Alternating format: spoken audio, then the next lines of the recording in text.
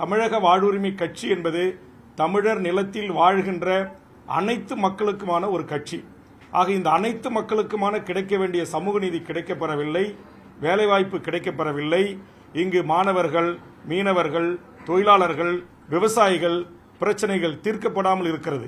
ஆக இதையெல்லாம் நான் சுட்டிக்காட்டி முதலமைச்சருடைய கவனத்திற்கு எடுத்துச் சென்று அதை தீர்ப்பதற்கு முயற்சி எடுக்கின்ற போது அதற்கு முட்டுக்கட்டையாக இருக்கிற கார்ப்பரேட் பெரும் முதலாளிக்கு ஆதரவாக இருக்கின்ற சக்திகள் இன்றைக்கு முதலமைச்சரை சுயமாக சிந்தித்து முடிவெடுப்பதற்கு அனுமதிக்க மறுத்து இங்கு அதிகாரிகள் ஆட்சி கொட்டமடித்துக் கொண்டிருக்கிறார்கள் என்று நான் சொன்ன குற்றத்திற்காகவே இன்றைக்கு அரசியல் ரீதியாக கூட தேர்தல் களத்திலும் அவர்கள் இதிலே தலையிட்டு இன்றைக்கு குழப்பங்களை விளைவித்துக் கொண்டிருக்கிறார்கள்.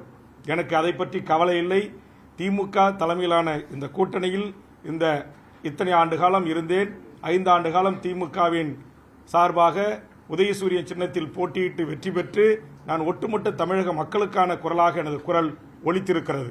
அதற்கான வாய்ப்பை வழங்கிய தமிழ்நாடு முதலமைச்சர் அவர்களுக்கும் அதுபோன்று தோழமையுடனும் கூட்டணியுடனும் நட்பு சக்தியாக என்னோடு கைகோர்த்து தமிழர் வாழ்வுரிமை கூட்டமைப்பில் பல போராட்டங்களில் பங்கெடுத்து இந்த நிமிடம் வரையிலும் இந்த கூட்டணியில் தொடர வேண்டும் என்று என் மீது வைத்திருக்கிற மாறாத அன்பின் காரணமாக, பற்றின் காரணமாக உங்களை சந்திக்கின்ற இந்த நிமிடம் வரையிலும் தொடர்பு கொண்டு எனக்கு ஆறுதல் சொல்லி எனக்கு பேசிய தலைவர்களான அண்ணன் திருமாவளவன், சிபிஎம்னுடைய தலைவர் வீரபாண்டியன், சிபிஎம்னுடைய தலைவர் பாலகிருஷ்ணன், சிபிஎம்னுடைய திரு சண்முகம், மறுமலர்ச்சி திமுகவினுடைய வைகோ, பேராசிரியர் ஜவஹர்லா, திரு ஈஸ்வரன் போன்ற அனைத்து தலைவர்களுக்கும் என் நெஞ்சார்ந்த நன்றியை நான் தெரிவித்துக் கொள்கிறேன். தமிழர் வாழ்வுரிமை கூட்டமைப்பில் உலக தமிழர்களின் வாழ்வுரிமைக்காகவும் ஈழ இன பிரச்சனைகளை குறித்தும் தமிழ் சமூகத்தின் வாழ்வுரிமைக்காகவும் என்னால் தலைமை ஒருங்கிணைப்பாளர் நடத்தப்படுகின்ற தமிழர் வாழ்வுரிமை கூட்டமைப்பில் தொடர்ந்து நாம் பயணிப்போம் என்று எனக்கு தெரிவித்திருக்கிறார்கள்.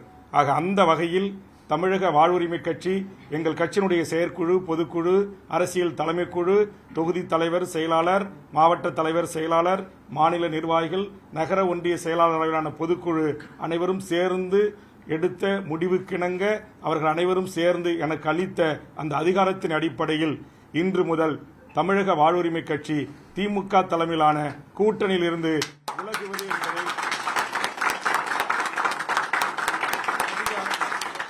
அதிகாரப்பூர்வமாக அறிவிக்கிறேன். என்னுடைய இந்த 5 ஆண்டு கால சட்டமன்ற பணி என்பதும் கடந்த காலத்தில் 10 ஆண்டு காலம் சட்டமன்ற பணி என்பதும் இந்த மக்களுக்கானதாக தான் இருந்திருக்கு. அதனால் இந்த மக்கள் தான் எங்களுக்கு எஜமானர்கள். ஆக நான் சமரசமற்று திமுக தலைமையிலான கூட்டணியில் எந்த கொள்கை வழி நின்று எந்த ஒரு குறைந்தபட்ச செயல் திட்டத்தின் அடிப்படையில் நான் ஆதரவு அளித்து அவர்களோடு இருந்தேன்.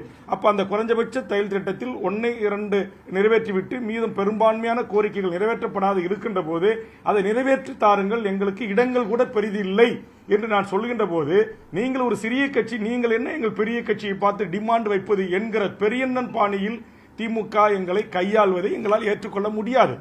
மற்றபடி நாங்கள் மதச்சார்பற்ற அணியில் இருக்கிறோம். திமுக தலைமையில் கூட்டணியில் இருந்தோம். இடதுசாரி சக்திகளோடு, விடுதலை சிறுத்தைகளோடு, ஒடுக்கப்பட்ட மக்களுக்கு போராடுகின்ற தலைவர்களோடு நாங்கள் கைகோர்த்து பயணித்தோம். ஆனால் அவர்கள் எல்லாம் கேட்கவில்லை. நீ யார் இதையெல்லாம் சொல்வது, நீ யார் எங்களுக்கு டிமாண்ட் வைப்பது என்கிற அந்த தோணியில் பேசுகின்ற அந்த பேச்சை ஒரு இந்திய ஒன்றியத்திடமிருந்து ஒரு காலத்தில் தனிநாடு கேட்ட போராளி இயக்கத்திலிருந்து உருவான வேல்முருகன் மற்ற தலைவர்களோடு என்னை ஒப்பிட்டு நீங்கள் தயவு செய்து இடம் போடக்கூடாது என்பதுதான். உங்களுக்கே தெரியும், சட்டமன்றத்தில் கடந்த முறை நான் பேசினேன். தமிழீழ தேசிய தலைவரை நினைவுகூர்ந்து பேசினேன். தமிழ்நாடு விடுதலைப்படை தலைவர் தமிழரசனை நினைவுகூர்ந்து பேசினேன். புலவர் கலிபெருமாள் அவர்களை நினைவுகூர்ந்து பேசினேன். மாவீரன் வீரப்பனார் அவர்களுக்காக ஒரு நினைவில்லம் ஏற்படுத்தி தர வேண்டும் என்று கவன ஈர்ப்பு திருந்த முதலமைச்சரிடையே நான் வலியுறுத்தினேன்.